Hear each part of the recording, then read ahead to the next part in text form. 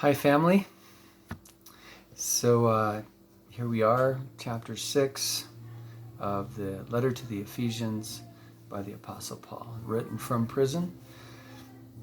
And we are in the third section of this letter. In my Bible, there's a subtitle there that says The Walk and Warfare of the Spiritual Believer. And the last couple times that we've talked, it's been on marriage, and now we move into children, and then we move into work spaces, employee-employer relationships. And certainly, this is an area where the devil certainly attacks. I mean, he wants to bring division, divide and conquer. That's his method. And so, we first looked at marriage, and now we're looking at family or children. And interesting that the Apostle Paul is writing here to children in this letter. So it starts off in verse 1, chapter 6, verse 1. Children, obey your parents in the Lord, for this is right. Honor your father and mother, which is the first commandment with promise, that it may be well with you and you may live long on the earth. And you fathers, do not provoke your children to wrath, but bring them up in the training and admonition of the Lord. Bondservants, be obedient to those who are your masters according to the flesh, with fear and trembling and sincerity of heart as to Christ.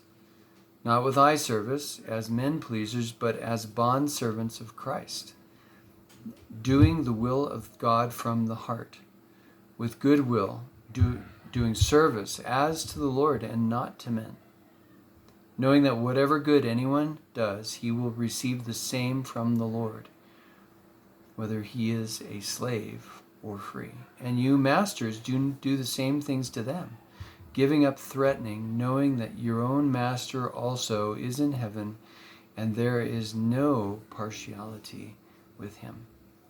All right, so let's start off with the whole kid thing here. Children, it says in verse 1, obey your parents in the Lord, for this is right. And the Apostle Paul says this, and then he's going to back it up with a reference to the Ten Commandments, right? Honor your father and mother, which is the first commandment with promise. So this is the first of the commandments, the Ten Commandments, that came with a promise. If you do this, then you'll get this. And what was that promise? The promise was that it may be well with you and you may live long on the earth. And that word for long, I think, can also have an implication of full or rich, like a full, rich life. And, that makes sense. My daughter, Lydia, or really any of my kids, it's been, there's been so many times when I have asked them to do something and then they didn't do it. And then instead they did something else. And then they got in trouble because they did something else. And I always say to them, well, you wouldn't be in this mess right now if you had just obeyed me at the beginning. And then you wouldn't be in this mess. And I try to, drive home that idea that, obedience is really important. And, that there is reward. I mean, I probably, I know I turned my mom's hair gray, with my antics, and she prayed her knees off for me. Thank you, Mom. And, a lot of my trouble or, problems were that I did not obey my parents. And there was some dishonor. I didn't act in an honorable manner. I didn't act in the way that maybe I should have, as their son. But I think it's interesting here in verse 4. It says, "And you, fathers, do not provoke your children to wrath, but bring them up in the training and admonition of the Lord." Now, I kind of see this verse as a compare and contrast, kind of like the Proverbs. The Proverbs are very much like that. You have one idea contrasted with another idea. And I kind of think that's what's going on here. I've heard different teachers talk about this verse and what it means to provoke your children to wrath. It's always been sort of an enigma to me. But I saw this today, and I'm wondering if when a dad doesn't bring up his child in the training and admonition of the Lord, that in a sense is provoking them to wrath.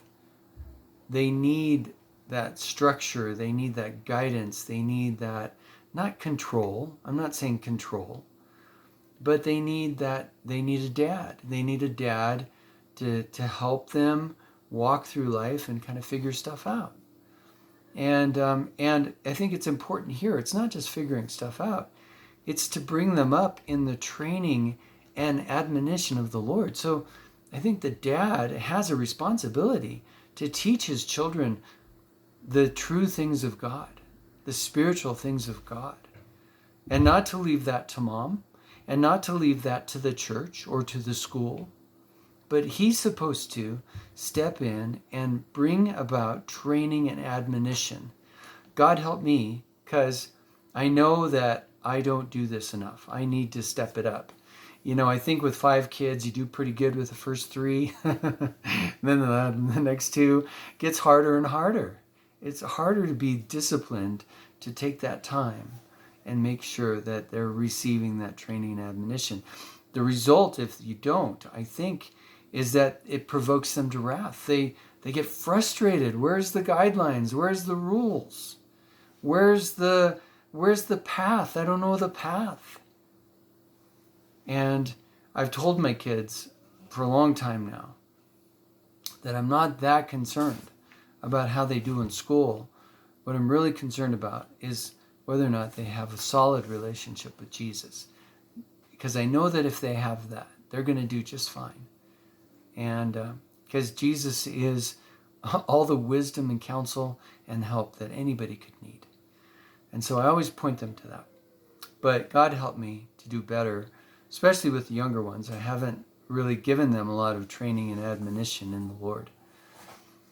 Well, now we're going to move into bondservants. Now, we don't really have bondservants today. A bondservant was a servant that had dedicated his complete life to the master. And usually they drove out an awl through the ear, and that would signify that person had become a bondservant, meaning it was a voluntary act to want to serve this particular master for the rest of your life. So it says, bondservants, be obedient to those who are your masters according to the flesh. So, those who are, who in this world are the people who you're under.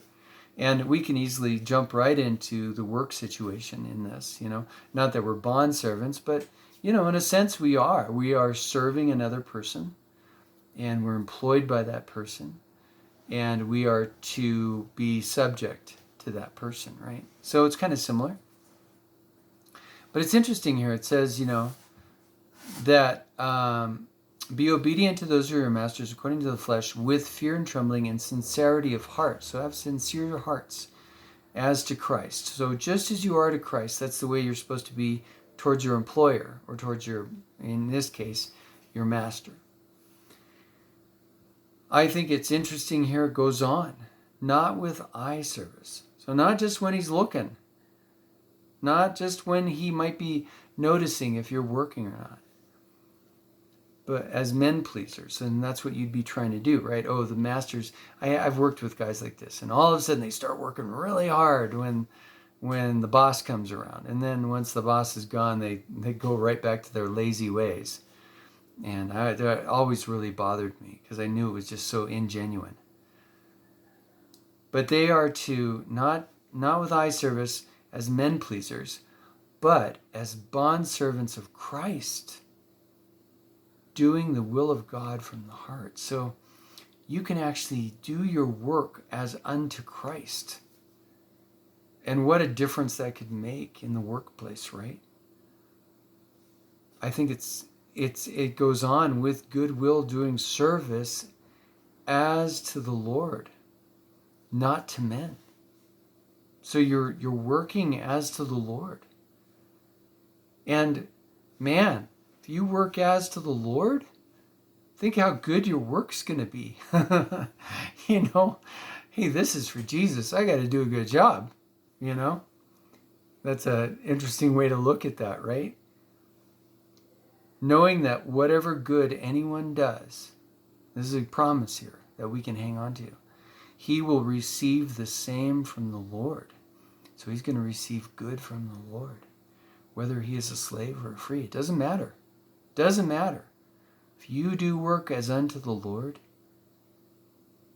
he's going to reward you with good. If you do good, good work, he's going to reward you with good. And then there's a commandment for the masters here too, and this is important. And you masters, do the same things to them. So, not threatening, it says giving up threatening, knowing that your own master also is in heaven, and there is no partiality with him. So, it's interesting, the one bit of command here for the master is to give up threatening. I've worked with some guys who were yellers. It was just no fun. Just no fun. So the master needs to remember that he has a master. And I think that the idea is, how is God treating me? How has God treated me? And how then do I need to treat those who are in my employ? Or in this case, who are my servants in this passage of Scripture here. So good practical stuff. And I think that this is important, when we talk about spiritual warfare, because certainly the enemy tries to work he tries to get into the workplace. He tries to cause division and anger and frustration there.